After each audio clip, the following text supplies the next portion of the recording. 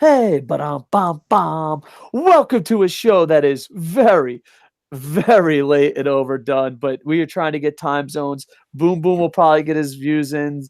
Samuel will probably get his views in. Me and James Legend are going to do a Fave 5. This channel is going to explode. We're getting the crew back together, but it's hard to get.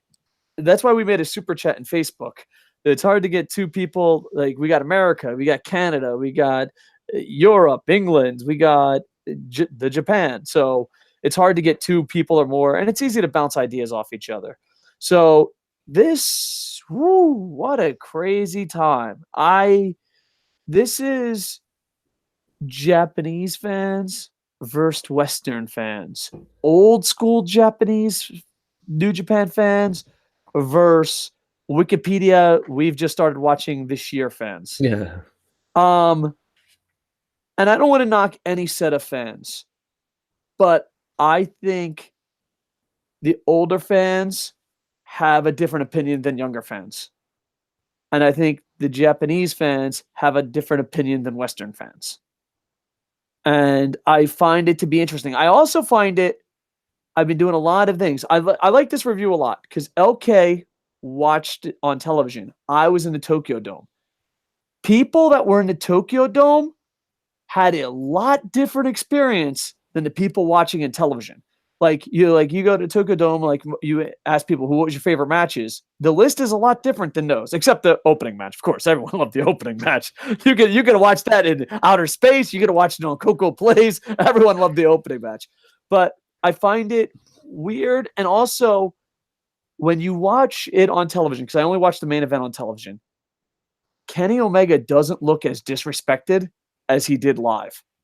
Live, it looked ridiculous. So I like the fact that LK watched on television. I like that I was there live because LK is a younger fan in age. Been watching New Japan for a while. I'm an older fan. So I wonder how. I think this New Japan, Wrestle Kingdom, and Dash is splitting up the New Japan universe. I really do. Please never ever call it. Please never ever call it the New Japan universe again. Please. New Japan World, the New Japan That'll do. Dojo, like, you got Vince. Posse. What's that? You got Vinced. You got Vinced. Oh well. But yeah. So what do you want? Actually, this is how long I haven't watched WWE. When I think universe, I think Marvel.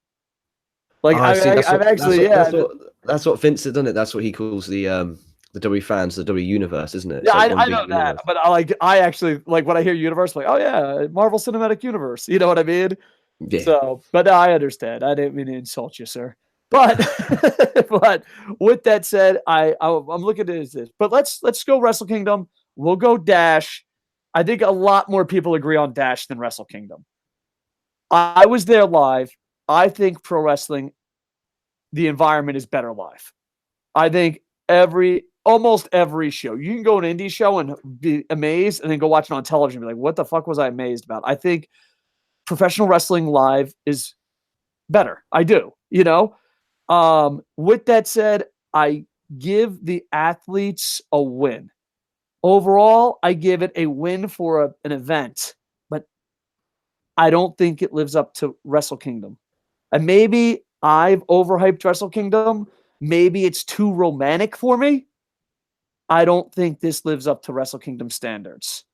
And we'll save the Dash review for later because, oh boy, that's gonna be an ugly review, sir. We're gonna speed through that fucking review. So I give it a win for an event standard. A Wrestle Kingdom standard, I think they dropped the ball. And granted, there's contracts, there's rumors, there's this, there's that. It's still Wrestle Kingdom. It's still your job to put on a Wrestle Kingdom quality show. It is still 1-4. It is still the Tokyo Dome. I'm giving it a win, but if someone said this is the worst one of, I don't know, time has to tell. We have to let it settle in. If someone came to me and said it's the worst Wrestle Kingdom ever, I don't know if I could argue that. You know what I mean? But time will tell. We'll see. I'm still giving it a win. What's your call? Hot tag team, sir. Win, loss, or tie? 100% win. you made some points. I don't know if this felt like for you at the Dome. Obviously, it's a bit different because you're at the Dome and the experience. But to me, it felt like it didn't feel like New Japan. If that makes any sense, if that makes any sense at all. Like I was watching this, and literally as soon as I finished watching it, I popped down the shop with one of my mates who literally watched it his, and he said to me, and this was an amazing quote. He said, "It didn't feel like I was watching New Japan," which I fucking stood there. I was like, "Whoa." That's actually a really good shout. Like, did that feel like that to you in the Dome? Like, it didn't feel like New Japan. Obviously, it's a bit different for you because you're seeing all the New Japan stuff. But did it feel like New Japan, or did it feel like something else? It's a tough call. But again, this is different. This is the feel. I honestly think people missed the surprise entrance of the Japan Rumble. I think the 6-man tag thing, you might want to make the pre-show seem more important.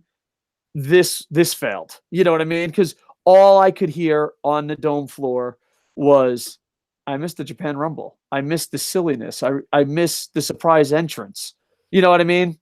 So it was like maybe change is good or bad. You know, so that's what it was there live. The first match was amazing and felt like Wrestle Kingdom. Everything else felt rushed, and Okada is the heart and soul. And after that, like, I made a joke and people laughed, but like, it legit felt that way. After the Okada match, I'm like, that's it. Wrestle Kingdom's over. Let's go home. And people laughed, but I don't know how it looked on television. In the Tokyo Dome, it died. It effing died. You know what I mean? It was just like, oh, okay. And Kenny Omega, and maybe these are super old, nerdy fans, but that's what comes to the Tokyo Dome. You got a bunch of foreigners, all-time high foreigners. You know what I mean? There were so many foreigners there. But usually it's old, cranky guys that just love the sport of professional wrestling. They were very disappointed, and it felt very much like a funeral, because one Japanese guy said it best. They disrespected, and you can't tell on television. On television, I watched. You can't tell. They disrespected Kenny Omega every step of the way. And I remember they started his video package late. They cut it off, and Kenny goes to hug the Young Bucks. And this man said it best. Oh, I guess Kenny's leaving. He's not coming. What's the point of this match? And that's how it fucking felt for older fans. Like, I never seen a New Japan champion be disrespected that much ever in my life. And I've been to over 10 plus Wrestle Kingdoms / 1-4 shows. I've never seen a champion get that disrespected ever. People leave. Like every company, people leave. Whether you're E, whether you're New Japan, people leave. So I didn't get what the big deal. Why is it that? And again, I'm not the biggest fan. I'm not saying I disrespect him. I'm just saying like, why would you go? Oh, look, he's leaving. Let's disrespect him on his way out. Like, I don't know. It doesn't seem right, but there was a lot of traditions that they did not do. And maybe it was for time. Maybe people went over, but the matches felt really rushed.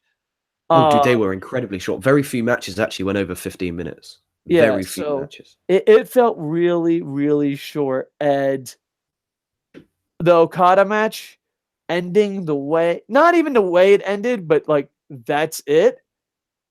It just killed the audience. Now, non-wrestling fans, I took a lot of non-wrestling fans. Or fans that only come to Wrestle Kingdom because they're like, hey, are you going to this event next year? You know, fans like that. Those fans really love the Jericho Naito match. Those fans. So like non-wrestling fans really like Jericho Naito a lot. And spot of the century in the building. I don't know how it went on television. Jericho ringing the goddamn bell. It was seriously the greatest spot ever. Like, because it was just like, what the hell? It was absolutely amazing. Yeah, so, but you want to break it down match by match because we're jumping all over the place. We're going to get to your live comments. Let's say 3 matches, live comments, 3 matches, live comments, but I know it's a weird time. I'm in Japan, so I don't know what time it is around the world. Ask your questions. We'll try to get to them. Tweet me or LK. LK will be maybe doing another show with Boom Boom later. Don't quote on time zones are beating our ass, sir. Time zones are beating our ass. I'm on a week's holiday, so minus Wednesday evening, and obviously I have plans with friends and family, whatever. I should be quite flexible. I can flex in and out. So anytime, I think the chat, like we said at the beginning, the chat's a great idea, and hopefully we get some more content. And you said this the other day, when you do it with people, it's just so much more exciting and interesting for listeners as well, isn't it? You don't want to sit there just listening to one guy ramble for an hour and a half rather than bouncing off ideas. Well, that too, and also too, like I notice, and I get this in the comments, and it's a critique that's true.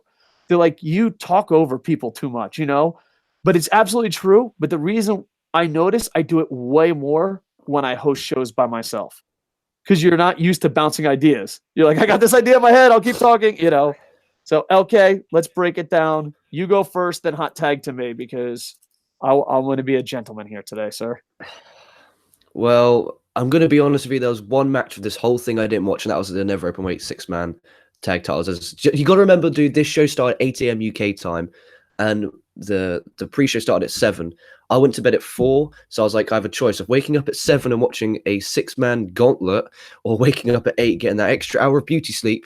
Dude, I woke up at 10 to 8 so I could see the announcements for the this year's New Japan event. So Makabe Yano and Taguchi won the rights to become the number one contenders for the prestigious 6-man tag titles. I guess the highlights is a lot of people think Cobb is going to do good. This is the pre-show, so we might go a little bit quicker. Cobb has a lot of it. I thought the Killer Elite Squad and Suzuki Gun should have won, but holy shit. What is it called when you absolutely love something, but you're embarrassed that you love it? What do they call that? Like guilty pleasure. Guilty pleasure. Japan's guilty pleasure is fucking Yano. Like, Yano is a guilty pleasure. Because here's the thing. We want Suzuki Gun to win. We want the Killer Elite Squad to win. But we fucking love Yano so much. We love him so much. Like, and the thing is, of course, it kind of felt that everyone forgot there was one more team. We're like, yay, Suzuki Gun. And then we just laughed our asses off. I don't know. Yano is the ultimate guilty pleasure. He is so beloved. People were so happy. And Yano's team did win. They don't deserve to win, I assure you.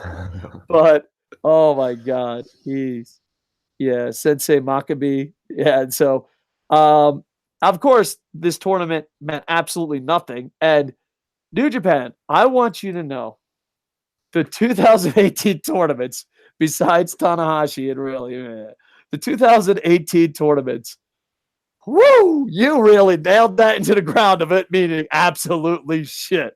You're like, hey, those tournaments mean nothing. This match means nothing. And I know the number one contender shouldn't always win, but yeah, I don't know. There's a part of me that if you hated the ending of this, I completely understand and you're justified. But my guilty pleasure and Japan's guilty pleasure is Yano. Like, just everybody. Because I go with non-wrestling fans. I go with super old wrestling fans. It's just a mix of people, and I interact with them and tweet online and all that. We can't all sit together because the seats are expensive. But everyone's guilty pleasure is Yano. And I don't know. I do miss the Japan Rumble, though. I think the new ownership is changing stuff for the sake of changing stuff and not for the better. That's the thing, like I touched upon earlier with what my mate said to me. With these changes, it's starting not to feel like I've been watching New Japan since just before Wrestle Kingdom 9. So that's what, four or so years. In that time, they've transitioned to the point where I'm like, it doesn't feel like I'm watching New Japan anymore. It doesn't feel like a Japanese, like when I watch Noah, Dragon Gate, DDT, All Japan, they feel like it's a Japanese pro wrestling company. When I watch New Japan, it doesn't feel like that anymore. I don't know if you feel like that. Yeah, I think that they're trying to find a perfect balance to be an international company, but failing and losing their identity at all time. No, and I don't mean to insult this because I heard TNA's doing better. I heard they had a pay-per-view. I plan on watching it. And I don't mean to pick on TNA, but at one time TNA had no identity at all. I think New Japan is getting there. Like, it's like, well, Western fans like this, and we like this, and we like this, and they like that. and they're forgetting who they are. Yeah, New Japan Pro Wrestling. Like when I turn on, I want to watch New Japan Pro Wrestling, not like a Western. And I don't want to be that guy's oh fuck Western, blah blah blah blah blah. I'm not. I don't know. I don't feel like that in any way. Obviously, the way I see it, the more fucking Westerners there, the better for me. But I don't know. Like it's just tough. It's really, really tough. And it doesn't help. Like, if any of you watch like other Japanese wrestling promotions, it makes you feel that, okay, this doesn't feel like a Japanese wrestling promotion. In a way, it kind of feels like it's starting to become like like global. And when your company's called New Japan Pro Wrestling, when you turn it on, you're expecting it to feel like a Japanese wrestling promotion. Well, and I think New Japan is either going away of TNA or going to WWE, and we're not saying that in a good way. We are not saying that in a good way. But here's the thing. I said this about WWE, I said this about TNA, and I never thought I had to say it about New Japan, but I'm going to say it. All your problems go away if you put talent first. It shouldn't matter what country you're from. Put talent first. And this ownership is not doing that. This Wrestle Kingdom, nail in the effing coffin. You are not putting talent first. And I remember one of these podcasts, I was screaming and losing my shit. Not that it's ever happened. I just remembered saying what New Japan is, what it is to me, is the best wrestlers in the world putting on the best matches. It's not that anymore. And I hope they fix it. I hope they fix it. Yeah, dude, like in what other Wrestle Kingdom in the previous 4 I've watched, the talk of the event is, will Omega leave? Is this a Young Bucks final match? It's not, oh, I'm excited for this match, I'm excited for that. It feels like WrestleMania in a way. It's like the talk isn't of the event, the talk is, oh, post WrestleMania, is he signing? Is he gonna re-sign it? It does feel like that in a way. And that's not a knock, just how I feel. It's always been that way. It's just now it's more popular. But it's always been that way, but the attitude, at least it used to feel, at least in my opinion, it was, this is the greatest event in the world. New Year's Dash will find out who's staying. Now, very valid, that's valid. That's what it felt like. But now it doesn't feel like that. It feels like New York Dash, just cancel it. Just cancel it. Dude, they ain't cancel it. That's going to be in front of 40,000 people next year. Well, no, I think I think they are actually. This is my understanding, and I could be completely wrong because we lost our shit when it was in the Tokyo Dome 2 nights in a row. Besides losing our shit, I'm under the impression that Dash is disappearing, and Wrestle Kingdom's going a 2-night show. So it's Wrestle Kingdom. But I think Kevin Kelly announced on TV that New Year's Dash would be at the Dome. Oh, really? This is what I did. I did a show in the evening, and someone in that live chat said that Kelly said, because I watched on Japanese commentary because I love the passion that they have. But apparently Kelly said on commentary New Year's Dash will be there, so that's why people are getting that perception. But I was under the assumption, like you have, that there won't be New Year's Dash anymore. It'll be a 2-day event. But with that 2-day event, they just lost half their fucking roster. What are they going to do? I don't know, man. And not only that, I don't mind them losing half the roster. I do mind them losing half the rosters and booking the way they're booking. You know what I mean? It's like, okay, we lost half the roster. Let's put the best people. We're not. Losing half the roster, hey, that's business. We've been there. Losing half the roster and the top guys not being on top, fuck it. And what the fuck's the point? You know what I mean? Let's go home. If we play devil's advocate, in fairness to them, they're trying to create new stars, which I respect. They're doing a very, very bad job. You can't say they're doing a bad job. It's been no. Hold on. Let me give it this way. I think there's beyond pressure on people that cannot handle that pressure, and if they succeed. You said you talk about right, so I'll talk over you for a minute. How do you know that they can't handle the pressure? How do you know they can't handle the pressure? All right. He didn't have. Let's point it out. We're talking Jay White. I mean, that's who we're putting to blame. Right. So you're telling me that Jay. Right. You cannot tell me that Okada Jay White match, which we'll talk about in a bit, was all Okada. That was not all Okada. That was Jay White coming out of his shell, having a banger of a match. Do you want to go here now, or do you want to skip to the Jay White match and just get it out of the way? I said it in my other podcast. I wish him nothing but the best of the luck. I'm not betting on it. And he better run with this opportunity. Because if he doesn't run with this opportunity and fails, no, we don't know. We don't know how he's going to do. If he takes this opportunity and runs with it, congratulations, you got a lucky break and you made the best of it. If he doesn't run with it, let's say he's average. We're not even saying a bust. He's just a completely average champion. I think it will be the worst booking decision in Wrestle Kingdom history. Or we'll look back on this and say they made a great choice and you should publicly make one video apologizing to Gabe. I will. But here's the thing. He has to legit. I don't want to hear these Wikipedia new fans say he's the greatest. Because here's the thing. Is he the worst leader of Bullet Club in history? Yeah, but dude, you can't say that. No. Hold on. Is he He's been the leader for a month. 1 month. I'm just talking talent-wise, not story-wise. Talent-wise.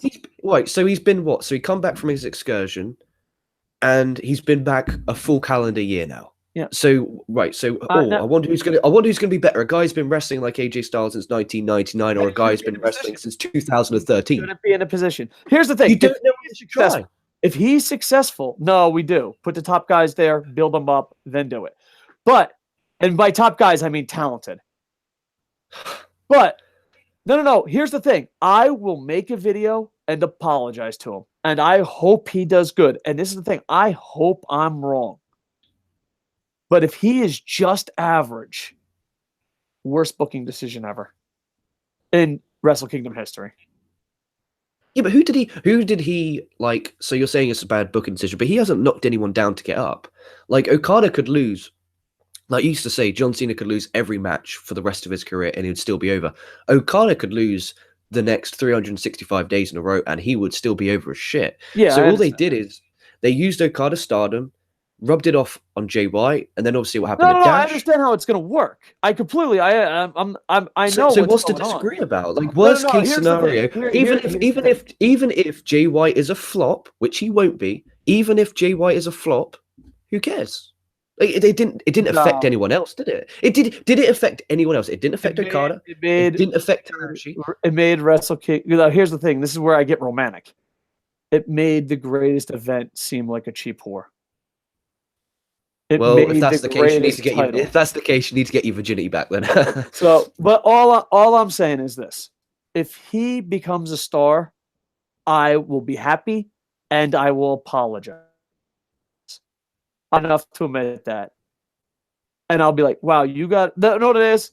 If he is a star, a legit star, not a "oh my god, we like him because he wears a leather jacket." He's a legit wrestling star. I will say, congratulations, you made the most of it. You know, I love the Rocky Balboa as much as the next guy. I could see it now. I could see it in the back. Jay White, do you believe? Okada believes in the American dream. Okay? Like, I could totally see him become the next Rocky Balboa. That motherfucker better prove it. Because you can't get a luckier break than him. Period. You can't. So I hope he runs with it. I would love to be wrong. I'd be like, holy shit, I was wrong. And anyone that's watched this show, I'll be the first one to admit sometimes I'm wrong. I don't even want to, how do I word this? I don't even want to root against him. I just want to give him a motivation speech and you motherfucker better be great. You know what I mean? Like, that's it. Like, I'm not even player hating. It's kind of like, if I saw him, I just pull him aside like an old NFL coach and grab him by his leather jacket before he knocks me the fuck out. But in this world, he's just going to listen because I'm Coach Bill Parcells. And I'm like, listen, motherfucker, you better be amazing because this is the golden ticket. So I just don't want him to be the chosen one. I don't want him to be Roman Reigns, basically. I don't. I want him to be Kenny Omega. I want him to be AJ Styles. I want him to be Prince Devitt. I want him to be one of the best in the world. Because you can't beat this opportunity. You can't. You could, 1978's Rocky just called and said, "Yeah, dude, you got a lucky break, kid." All right, so you can't. Oh yeah, see when you worded it like that, that's a lot more like, so basically for everyone, he's basically saying that he wants Jay White to succeed, he wants him to become a star, but there's so much pressure because they put all their eggs in his basket, not multiple people, it's his basket, no one else, that he's a bit worried that there is that possibility that he won't be a hit. That's basically what you're saying, right? Yes, but a little bit more negative. Like it's more of like it's more of like, motherfucker, you got the luckiest break in all of pro wrestling history. You better fucking do something with it. You know what I mean? So it's basically what I'm saying, just in a more negative, yelling football coach kind of way. You know what I mean? So it's like, but yeah. But here's the one thing, and I apologize because this. You ever read a tweet and you're just like, is this motherfucker for real? Like, you know what I mean? And I regret not saving this tweet. If it's a podcaster, if anyone wants to say it, some motherfucker tweeted this out, and this is where I just lost my shit. And I was like, I wish I screen captured. I wish I replied. It was one of those. It was the Twitter line went down. Like, did that motherfucker just say that? Where'd that tweet go? You know, one of those situations. Yeah. If you believe that this was great long-term booking and this brought Okada to a whole nother level, fuck you. Fuck you, you fucking piece of shit. Okay, right. So we'll play again devil's advocate. This isn't what I feel. This is what I think they're feeling. A few people I've spoken to think that with Okada, they're doing this story where he was at the highest of highs, longest IWGP heavyweight champion. Everyone knows. Yeah. He then lost it. As wrestling, I think is done best when, again, some idiot says this, the triumph of victory and the agony of defeat. He's now going through this cycle where this is Okada who is beatable. He is beatable. He is vulnerable as a wrestler. When you watch him, you're like, he could lose. It's not Okada's match, Okada's winning. Because that was the thing. People used to complain about that. I was like, oh, Okada title defense, Okada's winning. See, I think that's where Western fans and Japanese... Again, that's what I'm saying. That's their mindset. That's their mindset. That's what they're thinking. That's not what I feel. Yeah. I feel, oh, let's protect this motherfucker a bit more. Yeah, because here's the thing. Like, and I think it's because... I think that's where going to the West and balancing is hard, because Okada is like Kenta back in the day. And I mentioned this on an earlier podcast plenty of times, but in Japan and in the world, there's a lot of pro wrestling, and a lot of fans can't keep up with it all, jobs and everything. So they'll pick their favorite company. They're like, I'm a Dragon Gate guy. I'm an All Japan guy. I'm a New Japan guy. I'm a Stardom guy. You know what I mean? Yeah. But then there's that one wrestler where you say "and," so it's like, oh, I'm a Dragon Gate guy and I like Kenta. Oh, I'm an All Japan guy and I like Kenta. You know what I mean? Yeah. And Okada's becoming that in Japan. Oh, I like Dragon Gate and Okada. Oh, even Lost fans. All the Lost fans were cheering. Okada got the biggest reaction ever. I mean, not ever, but on a card. And it was like, oh, you have no idea, because Lost is by far the most popular faction / team. It's 9-1. You know what I mean? 9-1 easily. But even them, they're like, oh, I like Lost and Okada. You know what I mean? So I think that's them not knowing their identity. Where Japanese fans are like, he's the best in the world. Why I need a champ? And I think they're like, well, I'm tired of seeing Okada win. It's like, well, he's the best. So I think it's just a different mindset, and you have to find a perfect blend for that. You follow what I'm saying? Yeah, 100%. All right. It's like Dion. Dion's a fucking massive Naito guy, but he'll even say that Okada's the best wrestler in the world. Yeah, right. I'm a huge Okada fanboy, and I've been for a long time, so I think I'm a bit biased, but I think it's hard to... It's got to the point where there's certain things in my life when people bring up an argument, I just feel sorry for them or just think they don't believe it. Like, I love comic books. When someone's like, hey, DC movies, now DC television's pretty decent, but DC movies are just as good as Marvel movies. And you're like, okay, buddy. Like, you don't even argue. You're like, okay, buddy, good luck with that opinion. I got that way with like Okada. Like, if it's not Naito or Omega, I don't even want to hear in the fucking ballpark. You know what I mean? Like, oh man, I think fucking this guy's just as good as Okada. Okay. Good luck with that opinion. You're just pat him. You're like, you don't even have an argument. You're just like, you go and believe that, buddy. You do you. So. You do you. Right, let's actually break down the show. We've only been 51 minutes and have broke down the six-man gauntlet. So we had the opening match of Will Ospreay defeating Kota Ibushi via the Stormbreaker to win the Never Openweight Championship in the opener. What?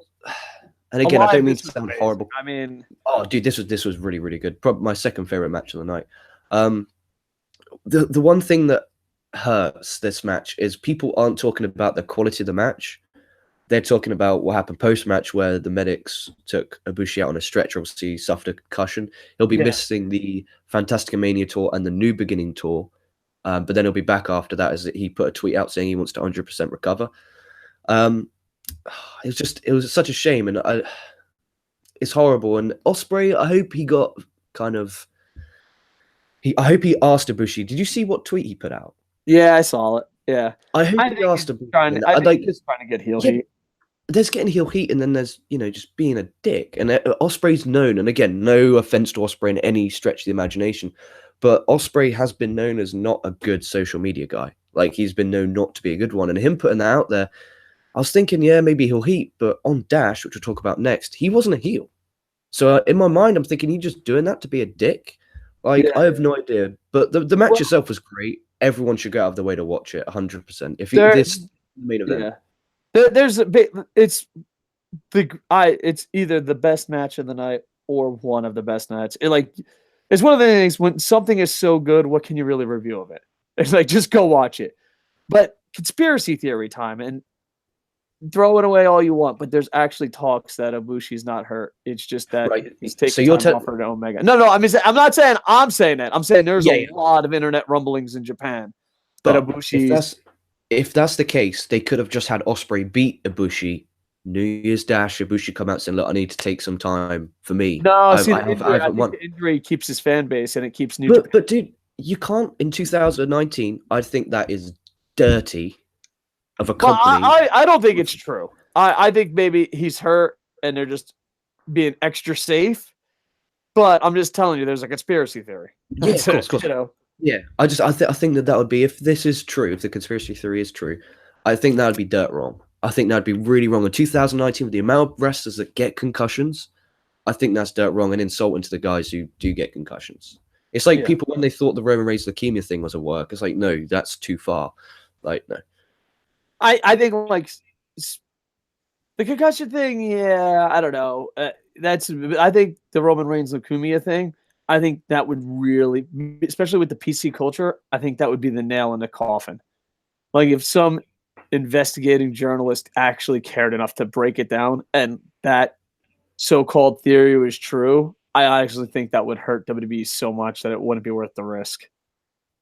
Yeah, that's true. But I think this is wrong. I think that this will be wrong. I think it'll be dirt wrong. But yeah, it is what it is. I'm going to read this really quick. Just some comments, and then we'll go on. Also, hold on. Let's see what the comments say. Are we going to go up? Good morning. Good morning. Can you guys touch base on what wrestlers you can confirm will be leaving New Japan, please? We will.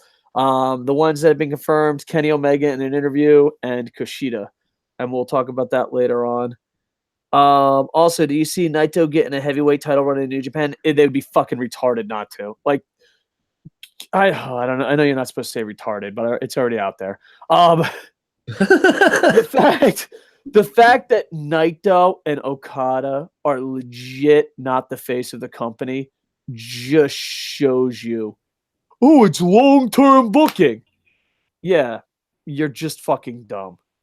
Because Okada is the heart of the fucking company, heart of Japan, and Naito is the fucking biggest, most popular merch seller in Japan.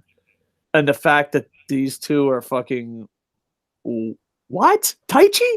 What the fuck is going on? Like, just so... Listen, I love New Japan. And I was expecting to get more flack. I love New Japan. I love the athletes.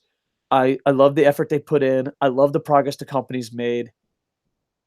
This long-term booking is by far the shittiest fucking excuse for just a garbage style of booking. Just a garbage style of booking. It's long-term. In 6 years, it will be good. Get it, guys? No. This is fucking Wrestle Kingdom, okay? There's no goddamn long-term booking. You'd be like, in the year 2045, Gato will be like, I've told you, motherfuckers, the spirit of Okada beat the fucking spirit of Great Muta in a 27-star match. No, guys, no. That's not the fucking way this works, okay? You can't use long-term booking. Long-term booking is Ibushi and Kenny Omega that you drop the ball on, contracts, internet, all that bullshit. I understand. That's good long-term booking. Long-term booking is Kenny Omega and the Bullet Club. That's good long-term booking, okay? Just, what? What? This is good long-term booking? What are we sacrificing for? Are we sacrificing Wrestle Kingdom so that fucking 12 years from now, Sunday Night Heat will be amazing? What the fuck? Sorry, man. I lost my shit a little bit. Got off topic. Not that that's ever happened before. Naito will be champion. He should be. Because then it's like, who do you want? The most merch selling kind of cool heel or kind of cool good guy that has the heart and determine? Well, it doesn't matter. Naito versus Okada right now is win-win. You know, Okada losing to Jay was him doing his buddy Gato a favor. Yeah, I guess so. But yeah, long-term, but dude, from now on, whenever I fuck up in life, I'm gonna long-term booking. Like, Dave, you just got a DUI, did coke with a hooker and crashed your car and lost movement in your legs. Long-term booking, guys. This shit's gonna be turned around. So from now on, whenever you make a mistake in life, just be like, long-term booking. Hey, baby, I got fired today. Long-term booking. Go ahead, brother. Then we had the shortest match in the history of anything. Bushi and Shingo Takagi from LIJ won the IWGP Junior Heavyweight titles by beating Desperado, Kanemaru, and Roppongi 3K. This was, to me, felt like a Shingo's on the Tokyo Dome, get your shit in. But it went 6 minutes. 6 minutes. Like, dude, they needed a bit longer than that. I mean, it was good for what it was, but it was just too short. And that was the problem with quite a lot of the matches on this show, I felt, from a television standpoint anyway. Can we just review the tag team matches together? Seriously, they're the same fucking matches. Like, seriously, I'm not reviewing 2 of these matches. Listen, this is how you sum it up. Congratulations, loss. Okay? You've sold a lot of merchandise. You deserve a good Wrestle Kingdom. Go team loss. Less teams, more minutes. Bam. I just reviewed every fucking tag team match they had tonight. Perfect. Then Zack Sabre Jr. defeated Tomohiro Ishii to win the Rev Pro British Heavyweight Championship. They revealed a new belt as well. Look, it looks very slick. I thought this was me fun. of a Strikeforce MMA belt a little bit. It did. People on the other show said it felt like it looked like the Never Openweight title, with a Rev Pro sticker on it. If Never Open and Strikeforce had a baby, it'd be Rev Pro. It was a I thought it was a good solid match. I really enjoyed it. I don't know what you felt, how it was live, because obviously I think technical wrestling live is a lot different than when you watch it on television. I always, like, I know when I remember I watched a Timothy Thatcher match live. He wrestled Drew Gulak. It was at a Rev Pro show, and it was mat based. And live, it's like the crowd aren't into it because they want, the spot. So I was even clapping like a fucking moron, like the only person clapping. But like when I'm on television, I'm mega into the tech work. And again, I'm a bit biased because I'm obviously learning the tech. So like I'm watching Zack Sabre Jr. with my cock out. But apart from that, like it was just, I don't know how it was live. How was it live, the tech work? It was weird because you had all these fast matches, then you had that. And of course, when you do that, it's kind of jarring to a live audience. You know what I mean? If you have, and not just technical, but if you have a standard. But I'm really worried about the future of technical wrestling because jiu-jitsu, judo, MMA is getting more popular. And there's always this feeling where, like, if you watch Ibushi, we'll just choose Ibushi. If you watch Ibushi, you're like, you're not going to get that in a UFC. But then you're like, well, I would probably get that in a Risen show or an MMA show, or, you know what I mean? So I think because amateur wrestling, jiu-jitsu, and all that is getting more popular, that maybe it's going to hurt technical wrestling a little bit. You know what I mean? And I don't know if people share that opinion, but I feel that way. Overall, I enjoyed the match. Non-wrestling fans did not. Younger fans did not. Old school fans loved it. At least that's the vibe I got. You know what I mean? Like, yeah, because I was with a, tweeting and all that and messaging and all that. And there was a lot of people that wanted me to podcast live from the arena. A, it's really loud in the Tokyo Dome on 1-4. And B, internet barely works for Twitter. So a stream would be absolutely horrible. You know what I mean? But yeah, it was a mixed bag. I enjoyed it for what it was. It should have definitely been a different card placement. You can't be like fast match. Oh, technical match. You know what I mean? Yeah. You have to, as a booker, not only is storyline important, but match placement is important. And I thought where they put this in a match was just like whoa, it was jarring. So I enjoyed it. Not everyone did. And then we had the LIJ Evil Sonata beating Grizz Destiny and the Young Bucks with the Magic Killer and a moonsault from Sonata to win the IWGP Heavyweight Tag Titles. We're not going to break that down because we already broke. Same fucking review. Down. Same review. Just rewind 10 minutes ago. Less teams, more minutes. There we go. Make it a t-shirt. And then Juice Robinson defeated Cody Rhodes with 2 Pulp Frictions to win the IWGP US Championship. Go. Oh my God. Let me tell you something. I knew Juice was over. This motherfucker was the second most over guy of the night. I don't know how it was on television, but it echoed through the arena every time he threw a punch. Juice, Juice, Juice. And like when Cody Rhodes got out there, we respected him because he's Cody Rhodes. But as soon as the punches started, Juice was our guy. Juice, I knew Juice was over, but he went to a whole nother level of being over. And the spot of the night, besides just the Tokyo Dome booming Juice, and I don't know how it sounded on television, but it sounded magical live. You know what I mean? Yeah. And but the best part is when Brandy was like, "Hit me, hit me, hit me." All these fans were quiet, going, Juice, giggling, like, please hit her. And it was like absolutely amazing. Not to pick on Jay White, if you're going, that's the guy you got to get behind if you need a foreign star. Because here's a question. I live in Japan. I go to the Japanese shows. I go online. In your opinion, you're from England. How is online and your like local wrestling fans? What is your opinion on Juice? Is he high up there? Because he's really high up there. Like they're like, this is the fuck. Like, you know how like a lot of people are high on Jay White?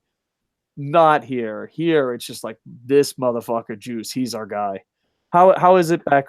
I would say back home, but I'm not from England. How's it out there on your island? I don't know. Like I don't even think Juice has been over here. He may have done like a rough pro show. Maybe, even like New Japan fans, like just in general, like people that watch New Japan or online. All my friends that watch New Japan are Jay White people. They all love Jay White. So I don't know if that helps you. They do. I don't actually think we've ever had a conversation that involves Juice. Minus he had a banger last night. And as apart from that, I don't really know. Like really, he's beloved, man, and it was just magic. It was magic being there live. So yeah, that's interesting. I don't think it's fair to judge Juice Robinson's popularity in the UK based on me and 10 of my friends. Like I don't think that's a really fair way. I understand that. I'm just saying I wanted to get like, because like sometimes people have like a perfect example is the Okada thing.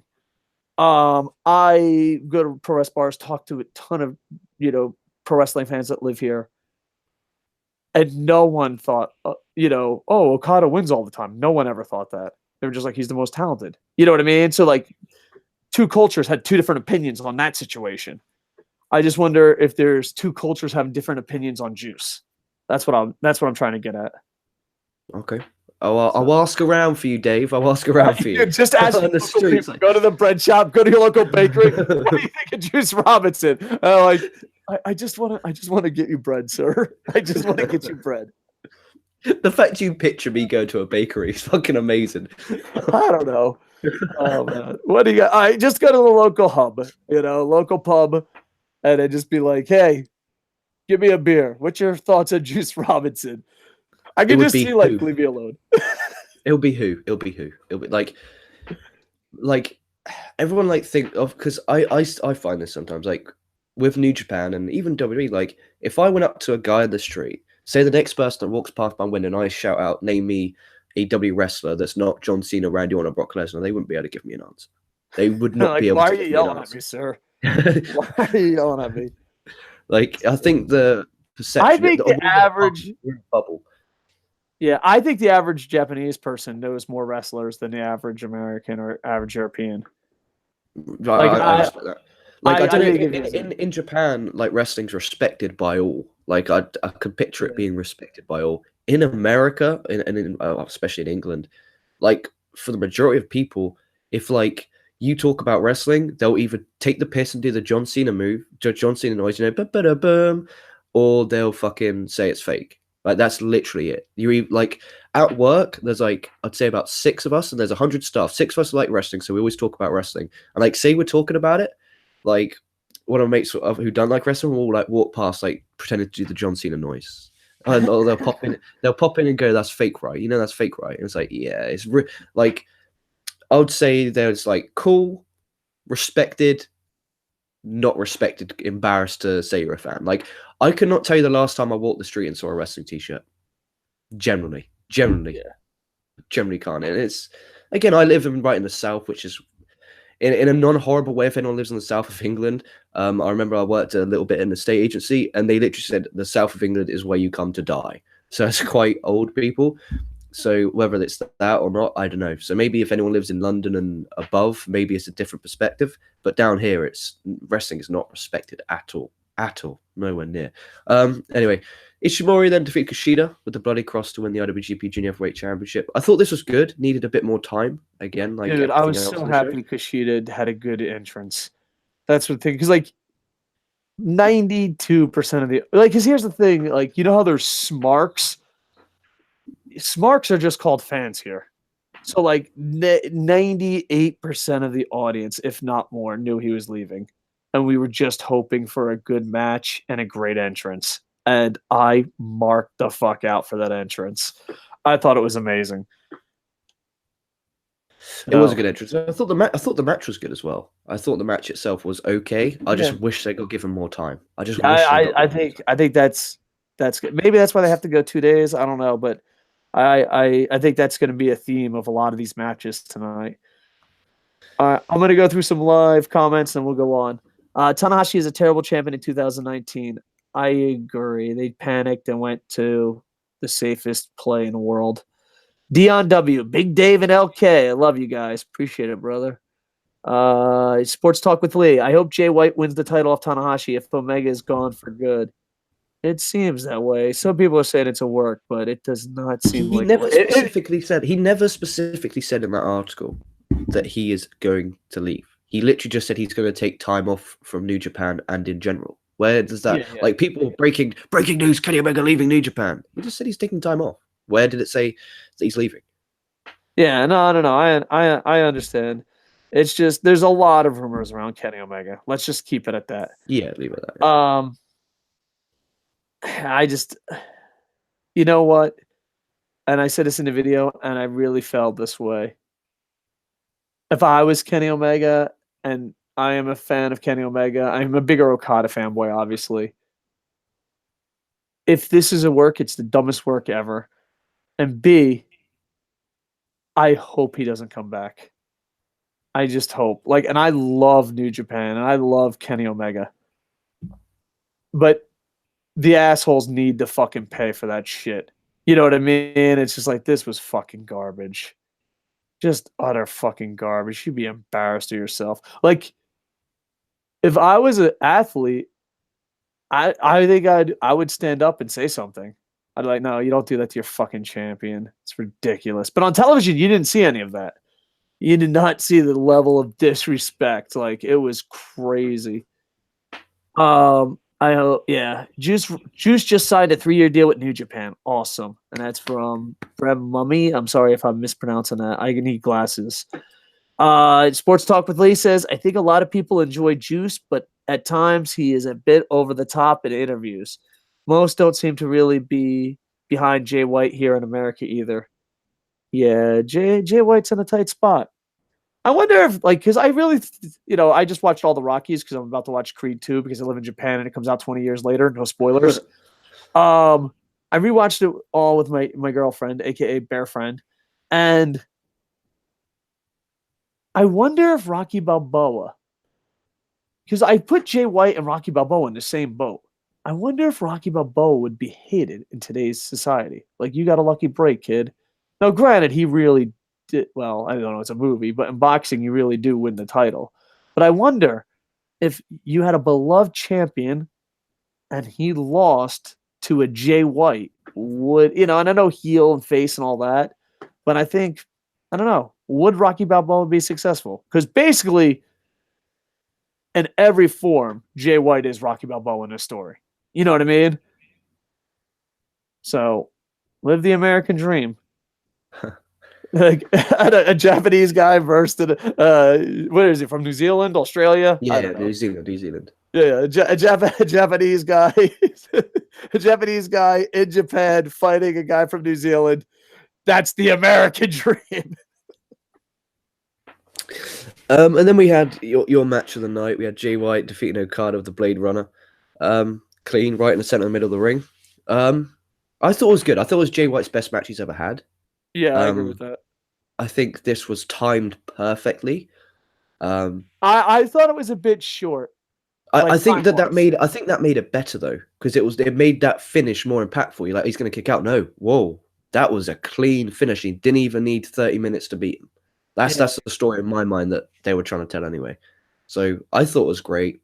Your opinion on Jay White's different to mine, so we'll just be completely different. Yeah, we'll be different. But I'm willing to change. If you're willing to change and I'm willing to change, we can all. I've been watching a lot of Rocky. I'm sorry, but I don't know how it was on television, and I don't know how people feel. But in the Tokyo Dome, the event was over. The crowd never came back. It was just like, because not only was Okada beloved, not because Jay White got him over long-term booking. Huh. Fuck, not only is Okada beyond beloved, it was a huge upset, and it was him, and it was just like, yeah, like I felt bad because I don't know how it looked, but in the next match, Jericho tries to do a WWE thing and work the crowd, and it's just like, dude, no. Did you fucking see this? What happened? Like, this was the Japanese version of going, bro, did you just see what happened last match? You think you're going to work us up into a frenzy? All right. Did you not see what the fuck happened? So, yeah. People went crazy because he got rid of the pants. I'm the only Okada fan that's pro pants. Dude, the pants sucked. I love the pants. Second off, besides loving the pants, did you see that footage of the Japanese bar that people went insane because? Yeah. That's not actually true though. I think that's a meme that was made before, and people like customize it and put different videos on it all the time. Really? I think. Don't take my word for it. Anyone in live chat? I've seen that before. I've definitely seen that before for something different. Yeah. If that's the case, then that's effing amazing. Then that might be World Cup stuff. But there's a part of me it's like, holy shit, because they did get a huge pop in the arena, and in fact, I didn't know what they were popping for. Like people were like, yeah, I'm like, what the fuck? Okay, he's like, I'm wearing pants. I'm like, oh. So listen, I think I might be the biggest Okada fanboy in the world. Okay, biggest Okada fanboy in the world. With that said, I think I'm in a minority here. I think I might be the only person that's pro pants. Yeah, you're definitely the only person pro pants. like sometimes you just, yeah. All right, I'm anti-balloon though. You have no idea. I'm super anti-balloon. That never happened. Martin St. Louis never played for the Rangers. and Okada never had balloons. That was his Ever. midlife crisis. That was his midlife crisis. Thankfully, that's over. Then we had Tetsuya Naito defeat Chris Jericho after hitting him with the title belt and the Destino to win the IWGP Intercontinental title in a no DQ match, which, in my opinion, is Jericho's best match since coming to New Japan. Do you agree or disagree with that? Ooh, it's hard. I enjoyed it. I enjoyed it a lot, but I think his first match, just the feeling. I think the Omega match, but I don't know. It's hard. You know what it is? Jericho in a good way. Jericho is amazing at surprises, recreating himself, and doing stuff differently. You know what I mean? Yeah. Like, I guess, like, when it comes to him, it depends on the style of match you like better. You know what I mean? I enjoyed both. I put the Omega match pretty high up there, though. I guess it was special when it was his first time, wasn't it? Well, minus when he was younger. Then we had Hiroshi Tanahashi defeat Kenny Omega with the high fly flow to win the IWGP Heavyweight Championship for a record 8th time. This was really good. This is my match of the night. I love the drama. Like, because going in, not to sound like a douchebag, I didn't have an opinion either way. If Tanahashi won, woo, go Ace. If Omega won, woo, cool. I was just there for the ride. Yeah, I was in the same boat, sir. Exactly, and the story that they told was just so great. By the end, I was like, Tanahashi got to win. He has to win this. Like, I think they told a great story. If this is Kenny Omega's final match, what better way to have a final match than a banger against Tanahashi? Yeah, I wasn't expecting as what they delivered. I'm glad they went 40 minutes, but if you could be nitpicky, trim 10 minutes of this off and spread it out for the rest of the show. But 40 minutes, yeah. Good stuff. I enjoyed it. I recommend people to go out of the way to watch it. Watch this. Watch the opener. Watch Jay White massacre Okada. And if you got time, watch Naito defeat Jericho. But overall, this is a really good main event and a good way to end the show. I don't think it was a massacre as a huge, quick upset. Yeah, I was just doing it to try and piss you off. I just said it just to try and piss you off. But yeah, I enjoyed it. I do notice people that watched on television enjoyed this a lot more than people in the arena. It felt that way. It like there's people that love it no matter what. But the ones that are, it seems like there's more critical people in the arena than on that, because like yeah, but dude, it's different. I paid £8 a month or £7 a month to watch all these shows. You paid all that money for that ticket, so you're kind of more, okay, I paid a lot of money here. Bring what you got. Bring what you got. Yeah. I mean, it wasn't bad. It's just Jay White, good or bad, you could sell it any way you want. Killed the crowd. You know what I mean? And then after that, it just felt like a funeral. Because the thing is, on television, you didn't see him get disrespected. Like, people were yelling at the booth. You know what I mean? Like I was one of them, so I'm not gonna lie. We were like, how can you disrespect your champ? First off, Kenny Omega had to leak his opening footage out. And you couldn't tell this because, like, they did a good job hiding it on television. But the Kenny Omega's quest is, if you're a nerd or a Kenny Omega fan, is amazing. They cut off the beginning. They're like, okay, well, at least they're going to show it. And then there's a part where in the adventure, they are going to, make Kenny Omega make the comeback. They cut it off. So in his opening package, Kenny Omega loses.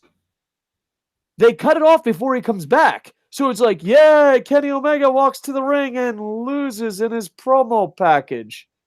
All right. And there was passionate fans just like, there was passionate fans yelling like, you fucked up his video, which you can't tell on television.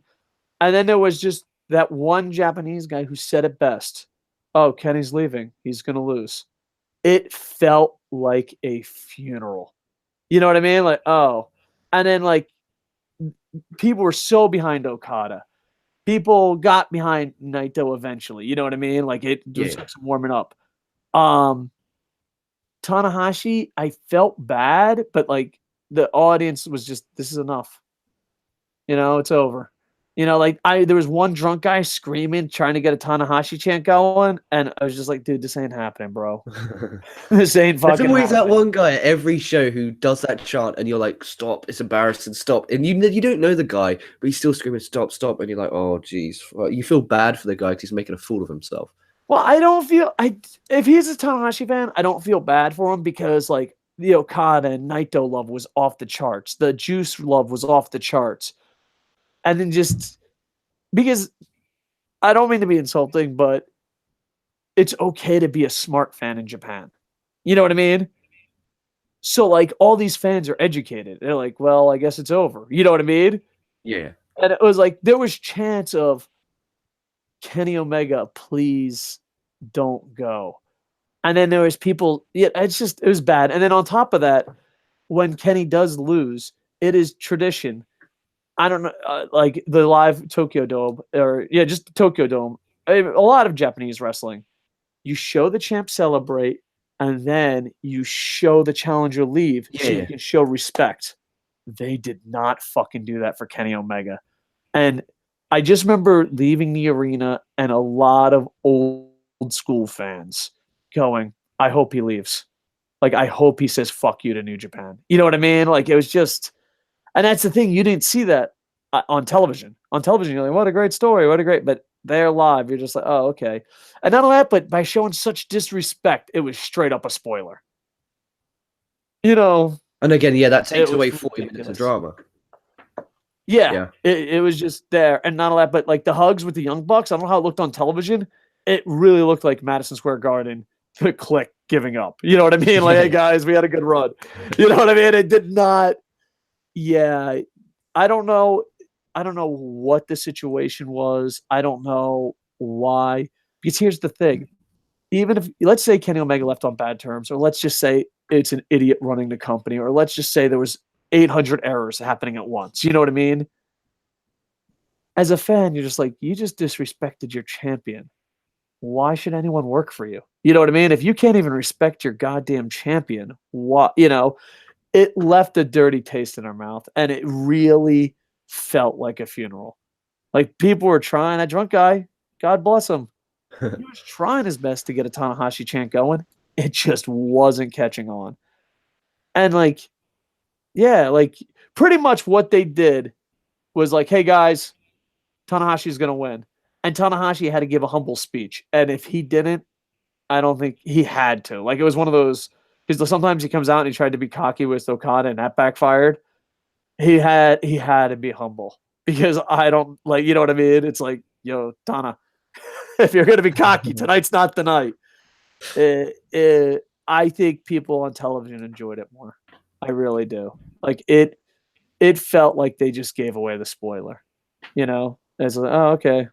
So, and it's hard to lose yourself when, and on that, but like, if you're cutting matches short, not your champion's entrance. You know what I mean? Yeah. But like, do that post-match. Yeah, in defense of New Japan, no, it looked good on television. You couldn't tell any of that. You know what I mean? So, but overall, I basically wish they didn't come up to me and be like, hey, bro, Kenny's out. He's losing. I wish they didn't do that before the show started. That would have been cool. I'd appreciate that, New Japan. And like, maybe I'm nitpicking, but you might say I'm full of shit, but anyone that's there and be like, the difference between the Okada match and the main event, and you're like, oh, the crowd is tired. All right, go back to the Wrestle Kingdom. I don't know. I just hate people I love New Japan, but I hate people that blindly defend any product. New Japan is getting to that era. You know what I mean? Oh, long-term booking. Like, what the? That's gonna be the ongoing joke. That's the 2019 KocoSports meme. Just when anything sucks, long-term booking. Well, now we did that marathon. New Year's Dash. This is going to be a lot faster. Let's go to some live comments. Get live comments first, then we'll do that. All right, hold on. So AEW won't be doing anything ROH or New Japan then? Is that the assumption? I am going off a Facebook post that on the Facebook book, they said Dave Meltzer said. So there's a lot of holes in this. You know what I mean?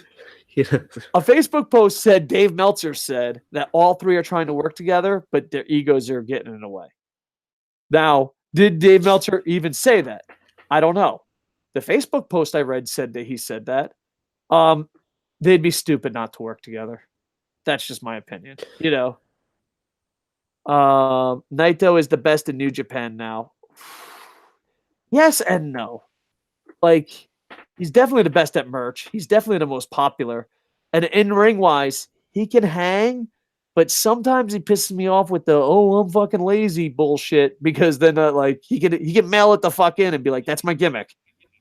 You know what I mean? Like, Mate, that's smart. He's the smartest worker. Yeah, of all he time. is the smartest. What's your gimmick? I am lazy. I am lazy. That is my gimmick. I don't put much effort in my matches. Pay me. That's genius. I'll note that down. I like Jason called YouTuber made the meme video. Oh, that's awesome. The original clip is from Football World Championship when the England scored. All right. Yeah, that's where I've seen it before. Yeah, I remember that. Yeah, I remember that now. That's brilliant. Dude, I fell for it. It was one of those things. # fake news. He worked me. The meme worked me in a good way, though. That's pretty fucking hilarious. Sports Talk with Lee says, I felt like the story implied Tanahashi should lose. He compromised his morals going for the table spot and such. Typically, that cost you the match. Yeah, I don't know, man. I'm know what it is. At the end of the day, I'm glad the athletes put on a great show. You know what? Fuck that. The bookers, everyone that was not a pro wrestler on that show needs to apologize to everyone. Gato, President fucking Jones, whatever the fuck your name is. Basically, if you work for New Japan and you had anything to do with creative, you need to apologize to those athletes. That's what you should have been doing at 1-5. Matter of fact, if you came out 1-5 and just president, hey, bro, and Gato, president, and they're fucking holding hands, I'm like, hey, bro, we fucked up. Sorry. The athletes tried really hard and we dropped the fucking ball. I'd be like, yay, finally, 1-5's worth fucking watching this year. Like, seriously, Gato, fuck you and go apologize to them. Long-term booking. Don't worry, guys. It'll pay off just like the mall. Long-term booking. That's it. That's the fucking, you remember Walmart from that YouTube boxer guy? I don't even know. I don't know. Some YouTube boxing guy, if I can do it. Two YouTubers boxed each other and some dude screamed Walmart a lot. I do not keep up with it. I don't keep up with the hip cool people. But that's this versions of that. Like, for real, if I get fired tomorrow, I'll be like, long-term booking. Fuck, Touch wood, you don't get fired. Touch wood, you don't get fired. No way, I'm coming on air. Long-term booking. If you get fired, at least you come on air more. Yeah, long-term booking. Just won't have a house. Let's go New Year's Dash. Win-loss. Let's just go win-loss. The biggest fucking loss ever. Worst 1-5 ever. Biggest fucking waste of time ever. Right. So if you're taking this as an opinion of what happened, respectable loss. Yeah, that's what I'm going with. If you talk about it as a show, maybe tie. Maybe. Strong tie. I thought as a show, the quality of the wrestling was okay to good. Developed stories. I thought it was okay. It's just this New Year's Dash, they overhype it themselves. So you're like, what the fuck's going to happen? Who's coming out? Who's turning? And the turns were Chase Owens, and we'll talk about that when we get to it. But Roppongi 3K with Romero defeated David Boy Smith, Lance Archer, and Takashi Iizuka. Iizuka also announced today that he will be retiring on February the 21st. They announced a retirement ceremony for him. I kind of like when wrestlers go out like that. It's kind of special and the right thing to do. I know, and really stay fucking retired because it means it's special. Like, I don't know. I know pro wrestling at times can be not good, but I wish they respected the craft and the business enough to do it the right way like him. And hopefully he never comes back. And I don't mean that as an insult. I hope you never come back. I just think, like, it makes it special. Like, I seen this last match. It's, yeah. Especially in Japan. Like, I remember I watched Atsushi Onita's retirement.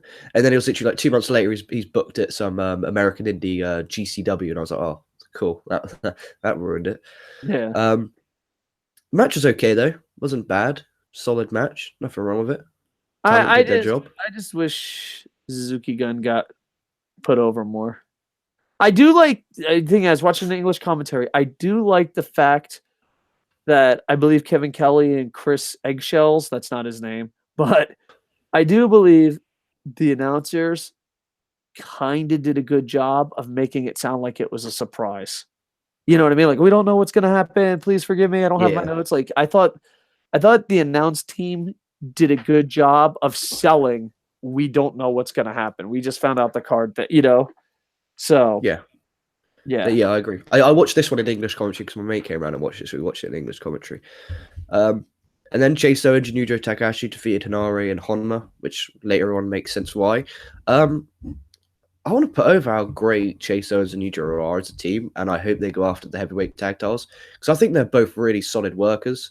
They're generally really, really good, and they just don't get showcased enough. Hopefully now with them now being in the Bullet Club, hopefully fingers crossed now they actually get booked to not lose all the fucking time. What's your thoughts on Chase Owens and Yujiro? My honest thoughts, even though I watch them, even though I've seen a lot of matches with them, I feel like I don't know them. Does that make sense? Like, I want to see them be pushed to give more of an opinion. You know what I mean? It feels like I've seen them in a lot of matches. I've seen them though, but even though it still feels like I don't know them. You know what I mean? So I kind of would like to see a push to see, because here, like, let's just put on a dream cap. I'm running New Japan. I would give these guys a run, maybe not run for the title, but a winning run. Give them a bit of a push, maybe a title run if it's going good. But I'd like to see these guys get pushed, or just push to see what they can do. Not Jay White Rocky push, but I'd like to see a push from them to see what they can do, because it's weird. It feels like I've seen 100 matches, yet I don't know them. You know what I mean? It's such a weird feeling. And I would like to see them get a push and see what they can do. And my honest opinion, if you push them to a tag team title match and they're not getting over, it's just time to move on. You know what I mean? That's what'd you do opinion. with them? What'd you do with them? I just send them to Noah or something. Like, hey, bro, you got to go somewhere else. Sorry, it's not working out. Jeez. I tried pushing. Like, I would, like, I'm just pretending I'm running New Japan here, a little fantasy booking. I'd be like, hey, bro, we're going to push you to the title. We're going to give you a winning run. If it's clicking, you'll win the titles, and we'll give you a title run. If it's not clicking, thank you and good day. You know what I mean? So it worked for you. It worked for Yoshitatsu. He's doing great in All Japan. So yeah, exactly. And I mean, I wouldn't say it like an insult. Sometimes you go to Noah and come back. Sometimes you go to All Japan and come back. Dude, I'm so happy Yoshitatsu. That was like the best news I heard all day. I love Yoshitatsu, and I'm so glad he's doing All Japan. But oh my god, you know what? I believe in Christmas miracles weeks late. You're telling me, because I'm a huge Yoshihashi Yoshitashi Oh, fan. whoa, that dude. Slipped up. I'm sorry. I'm a huge Yoshitashi fan, and I'm a huge All Japan fan, and both of them were hitting like record lows as far as like stock prices go. And now they're both doing amazing. It's a Christmas miracle. Yeah. So need to watch it again, man. Need to watch it again. I do. Well, the thing is, it's just more time than anything else. Just watch their big shows. Just watch the second half of their big shows, because that way you're getting all the title matches and the. All right, maybe I'll start doing that. Maybe I'll like grab a couple. I gotta watch a lot, because like everyone's like, I used to watch so much wrestling, and I'm getting back into it, because now I watch some big NXT events. I watch Lucha Underground and New Japan, and everywhere else it's like, oh, sorry, bro, I got shit to do. Lucha Underground's finished, so you down. Yeah. So I got some free time. Yeah, like, and I don't watch NXT every week. I watch NXT like, oh, it's a big event. One thing is, and I know this is a New Japan show, and you're not supposed to give WWE compliments ever on the internet. I know why casual fans like WWE. You can literally turn on a pay-per-view and you're caught up. Like, you can go from NXT TakeOver to NXT TakeOver, and you're like, all right, I know what's up now. You know what I mean? Yeah. I don't know if that's a good thing or a bad thing, but it feels that way. That means nothing's happening in between, but I mean... Yeah. I guess, and their video packages do a good job of Yeah, kind of yeah, summing yeah. up everything. Um, So, and but I mean, if yeah, Noah as well, like Noah only have what that make tape 3 shows a month, so to keep up with Noah is easy, yeah. absolutely easy. I have to because a lot of people want me to watch Homecoming too. That was earlier today, Oh so that's also maybe I'm we'll gonna watch watch. that. Maybe we'll watch it and review it. Maybe this I mean, weekend we'll I'm do a watching review. it in an hour and a half because my mate's coming around, so we're gonna watch it at That's 3 a p.m. possibility. We'll see. Because, dude, trust me, this fucking review of 1-5 is going to be easy. It fucking sucked. All right, let's go back to this shitty ass fucking review. Sorry, man. Um, Can I just give you an example? I love Spider Man. I got him tattooed on my leg. That's how much I love Spider Man. All right, judge me all you want. True story. I got Spider Man tattooed on my leg. I remember leaving Spider Man 3 going, the person I went with was like, "What did you think of the movie?" And I literally was in shock and didn't answer them. And they just kept asking, like, "What did you think of the movie?" And I walked out of Spider-Man 3, got to my car, got inside my car, didn't say a fucking peep. Like the person I was with was like, "Holy shit, what the fuck's going on?" And then she was like, "What did you think of Spider-Man 3?" And I was like, "I think I just saw a bad Spider-Man 3." That's how I felt about 1-5. Like 1-5, like bear friend woke up because she sleeps 98 hours a day because she's a bear and it's winter. But she woke up because, we were going to go do a date thing. I forget what we were going to do. And she's like, "How was the event?" And I just didn't answer her. And like a day went by and I was like, it was the worst fuck. I wish I didn't watch it. And I haven't, there's been a New Japan show I haven't wish I didn't watch in a while. All right, let's continue on. And we're going to go to some live comments. I'll go live comments. It's been 3 matches. All right. Yeah, fucking Spider-Man 3. It fucking sucked. 1-5 was worse than Spider-Man 3. I hated New Year's Dash. Chase Jujiro, sorry for mispronouncing it, rejoining the Bullet Club was dumb. Suzuki Gun was put over on New Year's Dash. All right. So there you go. Let's go. We're caught up. Thank you, Lee, for all your things. Sports Talk with Lee. Finley, and Juice Robinson defeated Best Friends via disqualification. Horrible booking. Everything about this is god awful. And then Chucky T attacked Finley and Juice with a chair, and Beretta was like, "Hey, dude, don't do that." He walked off and then allowed Chucky T to carry on beating the shit out of Finley and Juice with a chair. It's the worst fucking storyline ever. Not only that, but every aspect of this is garbage. I don't mean to cut you off, but I just got to get this off. Best friends. Hashtag don't give a fuck. Never gave a fuck. I love you guys as a tag team. I don't give a fuck. Who's who? I don't know. Best friend number 2 if fucking has anger issues. Who gives a shit? This is a horrible fucking storyline.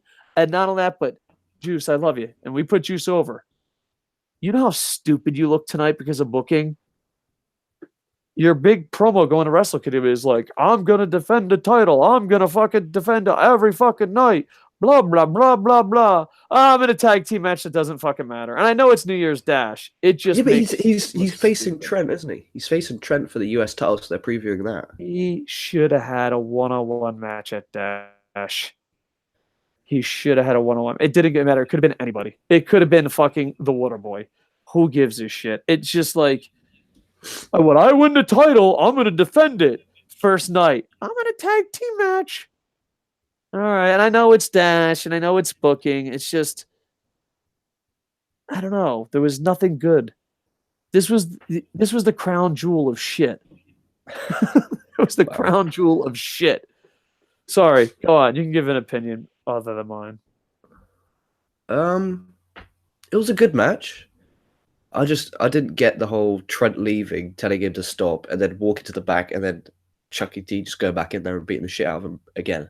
Like, surely he would have come out. And it's like, are they teasing a breakup with Best Friends, or are they both going to go heel? I have no idea. And I mean, if that's good, that's good. If it's bad, it's bad. I don't know, but I don't know. They just don't have many tag teams, so why break up a team? Like a solid team as well. Like, surely you're going, "Oh fuck, we have no juniors, we have no tag teams, Bucks are gone. Let's break up Best Friends." Like, no, like, come on. I hope they don't break them up. That's my prayer. That's my 2019 prayer. They don't break up Best Friends. Not because I love them as a team. I think they're good, but they need teams, man. They fucking need teams. Talk about my one friend, Japan, described it best. They're the Walmart Golden Lovers. That's it.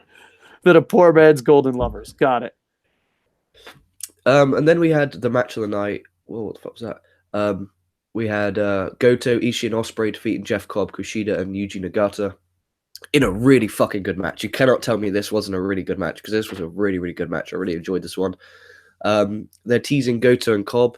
Nagata and Ishii beat two shits out of each other, and now looking back, Ospreay with the bow at the end, having one last run with Kushida, I thought was great. I thought this was a really, really good match, and I recommend everyone to go out of the way to check it out. What was your thoughts on it?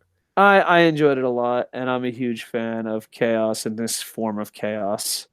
So yeah, um, yeah, yeah, I'm gonna agree with you. Like at first, it was a match of the night, and then I looked at everything else, and yeah, Dude, this was definitely a really good yeah, match. match of the night. Yeah, I mean, hands down, I think it's easy. Match of the night. All right, Uh, can go on. and then Ishimori, Tamatonga, Tongaloa retained their also prestigious never openweight six-man tag belts against Makabe, Yano, and Taguchi in a solid match. The Yeah, story of but the match it was, just made this pre-show seem shit. yeah, I guess so. And Tamatonga trying to be a babyface and then be a heel and then back to being a babyface confused the fuck out of me. Um, but I don't know. I enjoyed it. I'm not gonna lie, because he's just being over the top friendly, and he's really a piece of shit. I don't know. I enjoyed it. The one thing I did like is I love when they have a stat that makes you go wow, and they had a moment of that because the 6-man tag titles are kind of a joke almost, you know. But then there was a stat that kind of made him feel special, and it was like every day that year except one day, a member of the Bullet Club was winning holding those titles. I thought that was a cool way to put over the title in Bullet Club, and both the titles and Bullet Club need to be put over.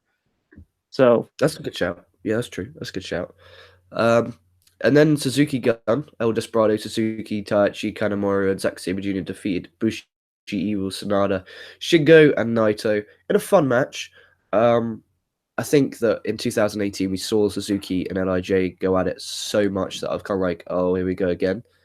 But I don't know. Like we had this idea on whatever night it was before New Year's Dash that what if with Suzuki Gun changing to Saber Gun with Zack Sabre Jr. turning on Suzuki and then attacking Suzuki, and then you have Zack as your Rev Pro champion, Taichi going after the IWGP IC champion, and then them going for the belts. What was your thoughts on that idea being? as long as it keeps it fresh and you keep Suzuki in some type of storyline, that actually, so I wouldn't mind that as long as Suzuki's in some type of storyline because he's really loved. Yeah, of Um, course. Yeah, he could then do a solo run.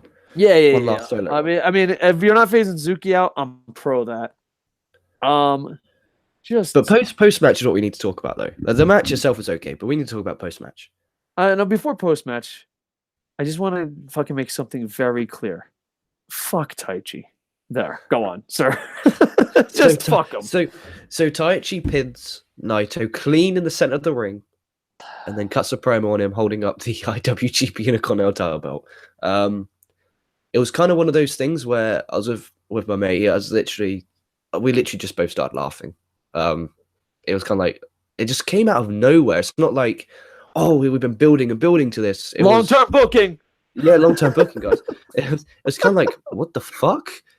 Like, part of me, like, inside my brain, I'm like, at least it's not Suzuki again.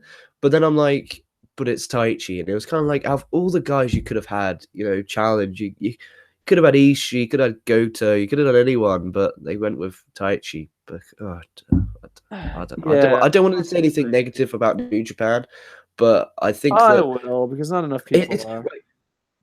there's one, yeah, but again, I'm a different reason why I don't say anything negative about New Japan. Long-term booking. Yeah, long-term booking. I'm all about that Gato. He's got his booking plan for 2025 of me capturing the junior heavyweight title Against Taichi. against. Nah, he's a heavyweight, dude. He's a heavyweight. I could see on one hand they're like, look, we need to create some stars. Let's give Taichi a chance. Let's give him a chance. Give him a title shot. If it works out, it works out. If it doesn't, who cares? It's Taichi. Nobody likes him anyway. Yeah. Maybe that's the way to look at it. I guess it just seems like a lot of. Know what it is? I think if the fan base and the company basically said, "Hey, hard times, we need to fucking rebuild," I'd respect that. But the fact that they're trying to sell this long-term booking shit, no. Um, Yeah, Dude, they could have had Jeff Cobb pin Naito. Imagine what that would do for Jeff Cobb. Oh, jeez. Imagine what that would have It done would for have been Jeff Cobb's fucking career. hap. Yeah, it would have been amazing. Mistakes were made. Um, yeah, I don't know what to say. Just disappointed. There, just disappointed. Like, you know what? 1-4, I had mixed feelings. 1-5, you know, yeah. Like, I was like, yeah, 1-5 was garbage. Let's go to the main event, talk about the news story, and go to some live comments. Bullet Club's Fale, Gato, and Jay White defeated Okada, Tanahashi, and Yoshihashi. I like the story they told towards the end of Yoshihashi trying to get that win, and then Jay White just taking him out. Commentary did a good job of putting that over, I think. Yeah. It was just like it's your main event, and you've already witnessed the Ishii, Goto, Suzuki, Naito, and your main event is Fale, Gato, and Yoshihashi. You're like, oh, okay, cool. Well, and not only that, but Yoshihashi returning was kind of interesting. You know, I was like, all right, the fans could clap for it. Here's the thing. Bad Luck Fale and Yoshihashi should not be in main events anywhere except maybe Coco plays. Yoshihashi, good for you, but just garbage. And not only that, but there was opportunities for it not to be garbage. All right, first off, I know I've been busting Jay White's balls a lot. Line of the night. When he's just like, old man can't even fucking walk. Whatever. Like, I was like, you know what? I don't even like you, but I respect the line. Mad props, you know. They had so many great chances to do something. Like, when's the mole gonna come out? Are we ever gonna see the mole? I mean, who's your prediction for the mole? Who's your prediction? This is more intriguing than the match. Who's your prediction for the mole? I honestly hope they just forget about it. Right, this is because here's the thing. It didn't happen at Wrestle Kingdom. He won clean. I'm like, okay, you had so many opportunities to do something amazing at 1-5, and you chose nothing. When are we gonna get the mole? In fucking October? Who gives a shit? All right, so here's the thing. We did get the mole. When are we getting it? I don't fucking know. Long-term booking. Right, this is my prediction for the mole. All right, before you give your prediction, do you know when it could have been? Can I go first? Yoshihashi 1-on-1 with Jay White. I was praying. I was like, dear Terry Funk, please let Yoshihashi be the mole because I don't want him in chaos. Please. Then I was like, oh, fuck it. It's not him. Then he calls out Tanahashi with best fucking insult of the night, the line of the night, the spot of the night. He can't even fucking walk. I'm paraphrasing, but he delivered that line so great. Oh, no, that's what he said. He can't even fucking walk. And, all right, so then I thought Tanahashi joining Bullet Club would have been amazing. I'm like, okay, well, that's not happening. I'm like, oh my God, what if everyone was tricked and Okada's joining Bullet Club? Nope, that ain't happening. And you know what? I'm done. I never cared about the mole, but like, no.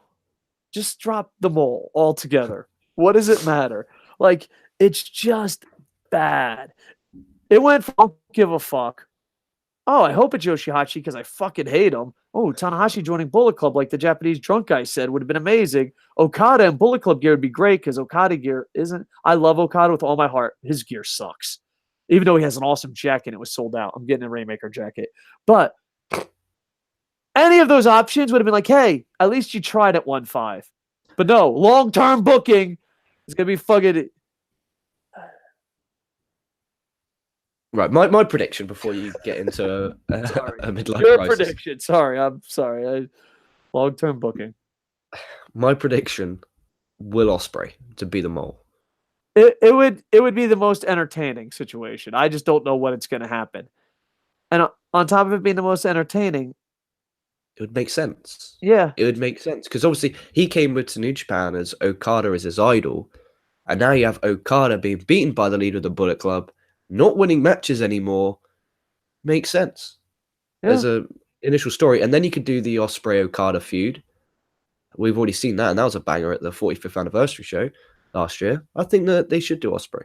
Yeah. And Ospreay could sell a shit ton of merch on the Bullet Club stuff. Shit ton. Yeah. That would be, and not only that, but then you would have a real white leader that matters. And why can't Tonga be the leader? Why can't good guy Tonga be the leader? Why does there need to be a leader? I don't get why there has to be a leader.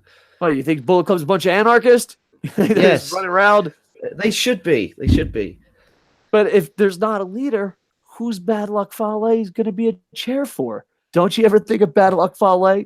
Oh yeah, that's true. That is true. That is true. I And love the Ospreay's fact small. that Dude, did you see his T-shirt? One Bump General. That made me pop. That was fucking funny. Fale's T-shirt. One Bump General.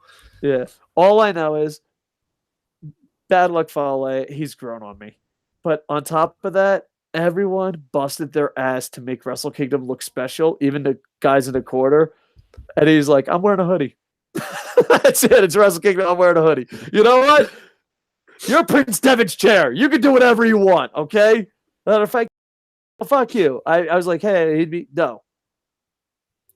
Bad Luck Fale, and I used to call, do you notice I pronounce his name right? That's respect. Not Bad Luck Fail anymore. Bad Luck Fale, I respect you so much that you're not everyone's chair. You're only Prince Devitt's chair. That's respect. That's respect. That is respect. All right, we're going to go to live comments and talk about who's leaving New Japan. And maybe it will be Dave Coco. All right, let me see where the fuck this is. All right. I had a New Year's Dash chase. Oh, wait, I think we already heard that. Zuki Gun was put over on New Year's Dash. Taichi could be interesting. I don't see it at all. I actually think Jay White outranks Taichi as far as potential goes. Fucking hell, you must hate him. Who, Taichi? Yeah. That must be next level hatred. I know it's one of those things that my girl, I'm getting the stuff that she likes and she's getting the stuff I'm like. We're at that level of the relationship. And so she's watching a lot of New Japan. And I'm just like, I'm sorry, this is embarrassing. Like, don't watch this part. Like Taichi, yeah. It is. Besides Yano, no one should have an over-the-top character. All right? Yano's got over-the-top characters down. All right? Taichi, get the fuck out of here. Biter McBitestein, get the fuck out of here. All right? Yano's the only character. That's it. If you're like, oh, I'm a character, get the fuck out of here. Yano's got the mark. You know what I mean? I think, and I didn't even like Yano at first, but oh god, he's my guilty pleasure. I think they are implying Taiki getting pushed. Jay White is involved towards a match with Tanahashi for the title. Naito, I think, will headline Wrestle Kingdom 14 for the title. Makes sense. Ospreay would be great in the Bullet Club. I agree. I think that Chase Owens and Yori, I'm told, I always fuck up his name, Takahashi. Yujiro. Should have been on, and I live in Japan. But the thing is, I'm really punch drunk, and a lot of people are like, oh, you live in Japan, you fuck up names. I fuck up American names all the time and European names all the time. Dude, watch Coco Plays. It's ridiculous. I just suck at names. Right. So you've said punch drunk for years. Like since I've known you for fucking God knows how long now. You've always said punch drunk. I collected collections. I said at work yesterday. It was my final shift before I'm on a week's holiday now. Yeah. And I was like, oh, dude, I feel so punch drunk. And then this, no word of a lie, 30-plus-year-old woman was like, can you stop just making it? She's a piece of, well, she's not a piece of shit. She's just a bit of a bitch. She takes the job a bit too serious. She's like, dude, you're a manager of a restaurant. Chill the fuck out. And it's like, she was like, punch drunk isn't even a word. I was like, those people around me, yeah, punch drunk's not a word. I'm like, fucking go on Google. Fucking, did you make that word up? Because if you made that word up when I go back to work, it means concussions. Yeah, that's literally why I said a lot of concussions. Yeah, they said it's not a boxing term. Well, it started in boxing, but you can get it by being punched in the face, kicked in the face, falling from helicopters, whatever, dude. Whatever you do, collective concussions. Yeah, punch drunk is like, yeah, it's a boxing term. It's like punchy. It's you want your brain says this word, or you read a word but you can't pronounce it, or you stutter. Yeah, that's why I don't work in radio anymore. Dun dun dun dun. So it's more of it started as a boxing term. Because everyone at work was, oh, stop making up words. Like, what the fuck? I'm definitely a word. Unless Dave's making me look like a fucking piece of shit. I've now got to send a screenshot of punch drunk to this woman. So I need to find this woman's number. So Karen will actually be like, punch drunk's a real thing. I was about to have dark humor, but now in the PC culture, you can't have dark humor. You could just give her tons of concussions, and when she can't pronounce words or read words correctly, you can be like, see, it's a thing. It cost my friend a radio career.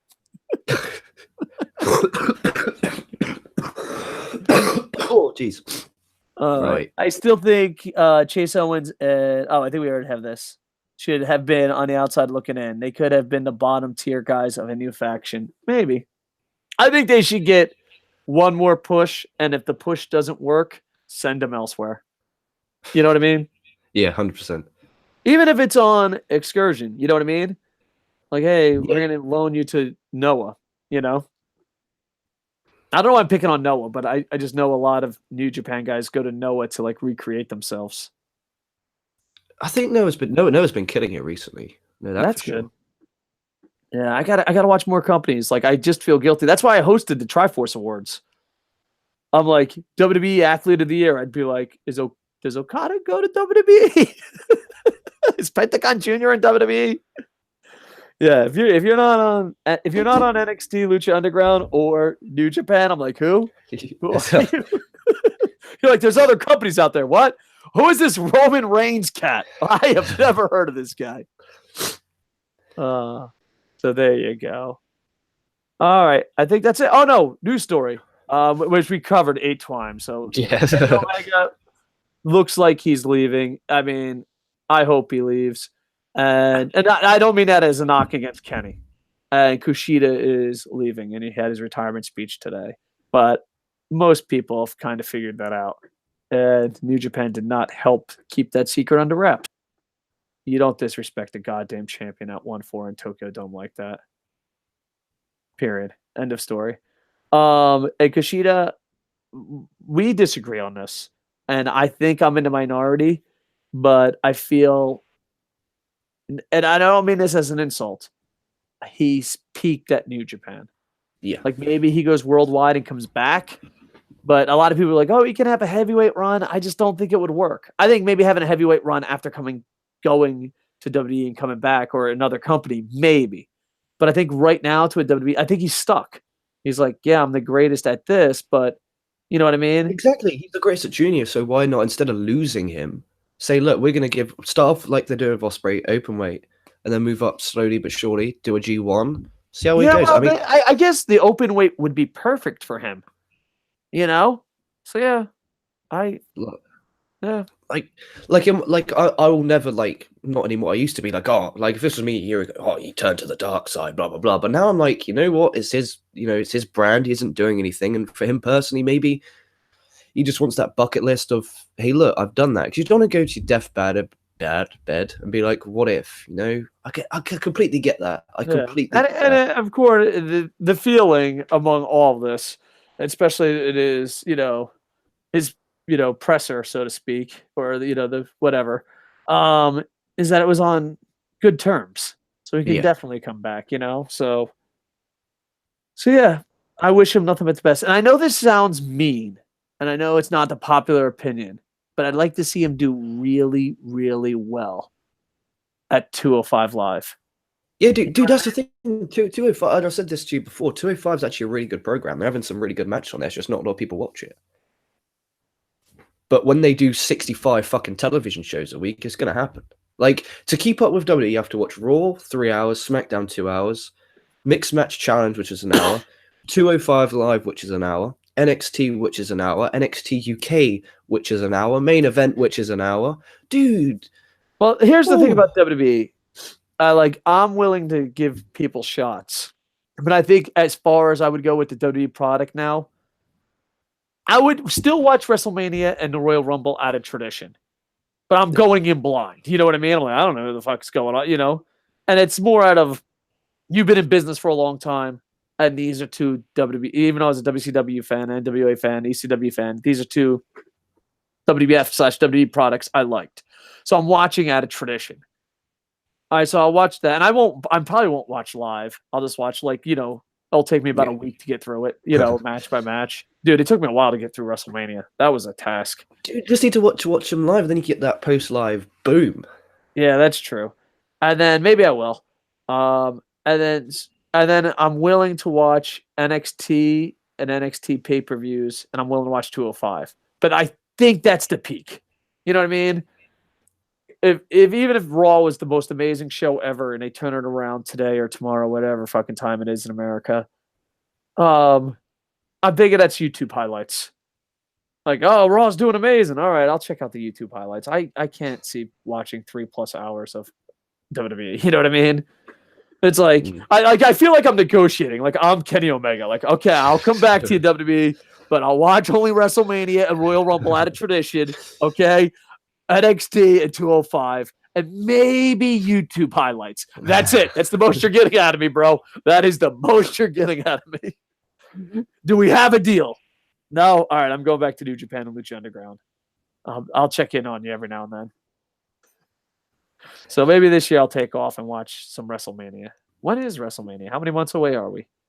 3 or 4 months. 3 months. Jesus Christ! 3 You guys got to turn that shit around. You haven't got long. You better start racking those YouTube highlights. Yeah. So, all right. We're going to get a live comment and plug stuff. No more live comments. Sports Talk with Lee. Thank you. You were today's MVP. I appreciate it. Everyone else, thank you so much. LK, plug what you got to plug, and then I'm going to plug Coco Plays, the greatest thing ever.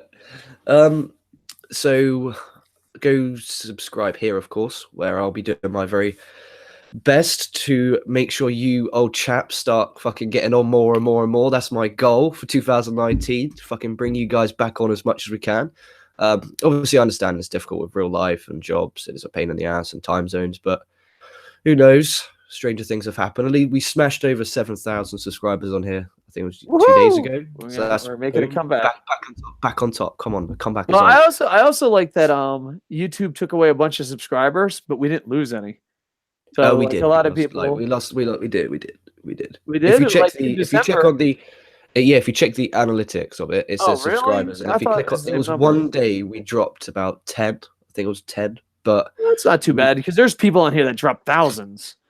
Yeah, of course. That's all the fake ones where they're just subscribing to themselves or making up fake accounts and subscribing to themselves. I don't know if I respect that or not. I think that's quite a scummy move. I don't know. I'm gonna come out. I like my own videos. There. Yeah, I said it. I admit it. I admit it. I'm sorry. That's all you want. I'm like, oh, it works. Like, I like my own videos. There, I said it. It feels good. I was embarrassed. I didn't know if I could ever come clean. I'm glad I'm out. Also, I have my own personal channel, which everyone go subscribe to. Just type in LK Wrestling on YouTube and it'll come up. Doing some stuff with Dion and Patrick and Jana, and hopefully Ranting come back on sometime as well. But mainly subscribe here. This is where the heart and soul is. All right. And Operation Freak Show, it is about a bunch of vigilantes who put on luchador masks and go around killing pedophiles. It's a novel on Amazon. Dude, one of my friends read it. I read chapter 1 and I was like, I'm done. It's like, do they get revenge? Do they not? It's like, this is too dark. It's a very dark book. It's a very dark book. Like, it was just so funny. He's like, I bought your book, read chapter 1, I'm done. And I'm like, all right, well, thanks. Dude, I've still got that on fucking Kindle. I need to read it. I just don't have time. Yeah. Break my heart. I am the Monday Night Raw of your book collection. I'm the Monday Night Raw of Kindle. So yeah, check that out. But the most important thing is Coco Plays. All right, every day, or I try to, and I'm gonna stream it after I fucking fix this. Every day. I stream a Fire Pro match and an NHL match. I stream so much, and every now and then 2D platformers. So I enjoy it a lot. I'm very passionate. I'm not the best player. I'm not the funniest player, but I'm definitely the most passionate player. And it took me 57 episodes to accomplish something. Hundreds of matches. Long-term booking, bro. Long-term booking. The funny thing is, I only play as Okada. And every time I have like one match, maybe sometimes I'll have 3 to 4. Sometimes I'll do a pay-per-view where Okada just wrestles like 20 people. Like I did a WCW Halloween Havoc where I just did Halloween gimmicks. I did a WCW Christmas Mayhem or Chaos, whatever their pay-per-view was called, where I just fought Santa, like Christmas characters. First match was Mick Foley. It's just, so yeah. But I have like tons of storylines and it gets ridiculous. But it's seriously long-term booking. And the thing is, like, people will run in and I'll lose. Like, nothing ruins, because like it is a game and I can't make the outcome. But nothing's like you pump something up for 50 fucking episodes and then lose. You're like, all right. Did you Back lose to the to troll. Did you lose to Omega? Please tell me you didn't lose. All right, let me put it this way. I beat him in episode 1. And yeah, it's a long journey. It is a long journey. Dude, Kenny Omega is so good in the game. It's ridiculous.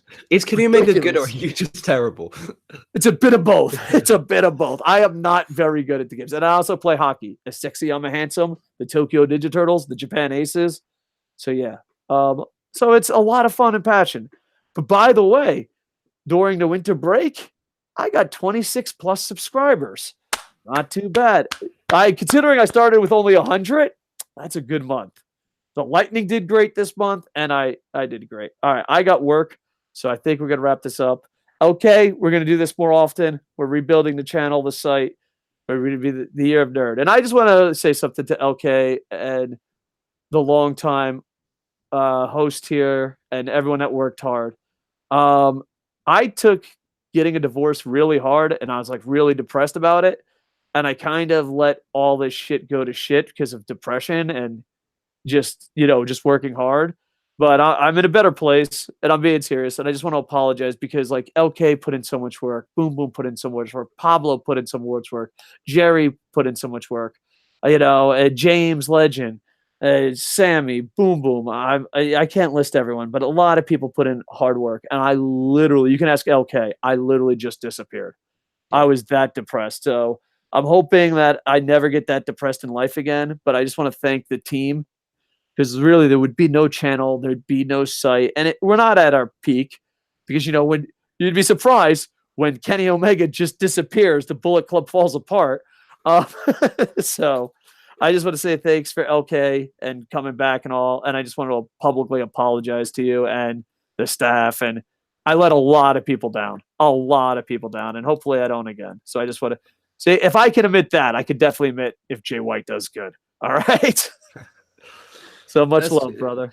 It's good. It was the only thing that sucked was, it was where's Coco? Where's Coco? It's like, dude, I'm like busting my rear end having sleepless nights here, watching Raw till 4 a.m. wanting to fucking hurt myself. And you're going, where's Coco? I had a bunch of businesses, and literally the businesses are like, we just need someone else to take over. I remember I negotiated a business, and it was the smallest thing in the world. And this is, a steady income coming in.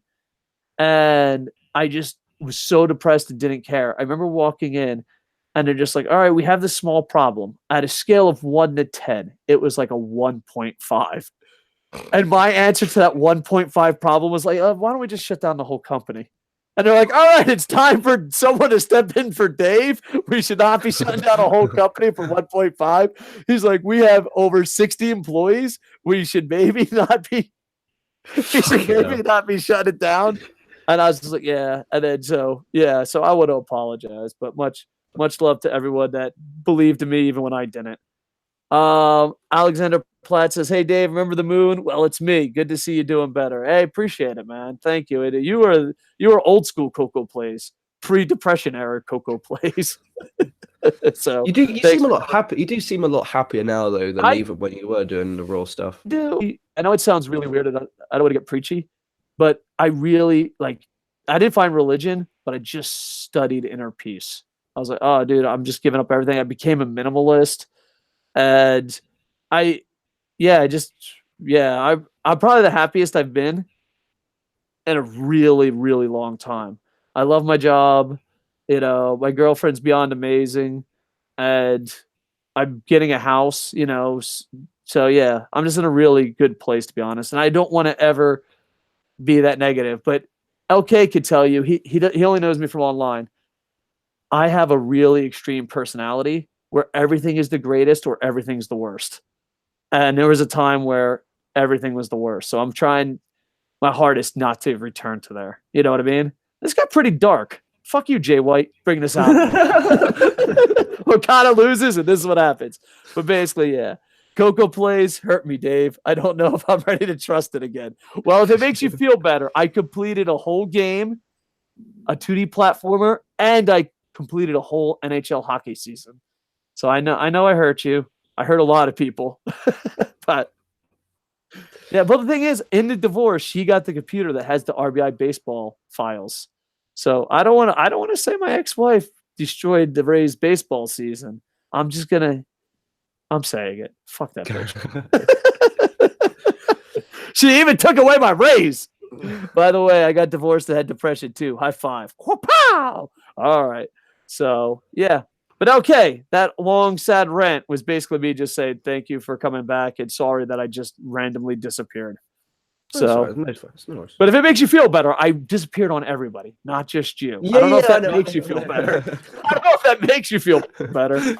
So, like, thanks. But yeah, so much love. Did I say like, comment, subscribe? I think I did. You got anything else to say?